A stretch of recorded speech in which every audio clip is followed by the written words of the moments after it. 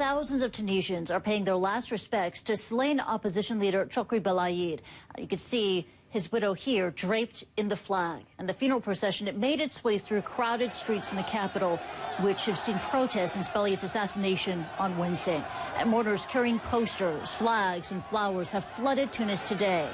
And elsewhere, riot police have fired tear gas at dozens of demonstrators.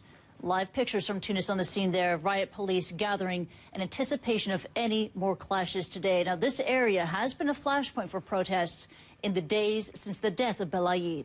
Let's take you live to Tunis, and our senior international correspondent Dan Rivers is standing by. And Dan, first, there's been this massive gathering at the funeral. Can you describe the scene? Well, it was just quite incredible. Tens of thousands of people turning out to pay their last respects to Chokri Belayid. I mean, it was most of the way to the cemetery. It was shoulder to shoulder. You could not move. There must have been tens and tens of thousands of people that turned out. The cemetery itself was just a sea of people.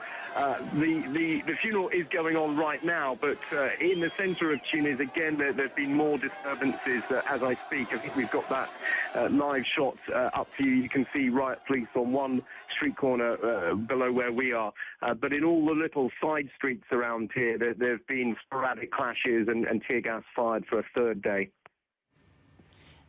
More tear gas being fired in anticipation of more violence. We know a general strike is taking place today. And, of course, what is feared to be a flashpoint episode, this funeral of the opposition leader.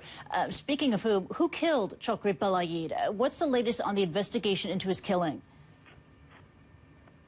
Well, at the moment, there seem to be very few leads. I mean, there was a report of a man who left on a motorcycle with an accomplice, thought to be about 30 years old, but no official claim of responsibility. I mean, a lot of people here, of course, are blaming the Ennahda ruling Islamist party for allowing the climate of violence to grow to such a point.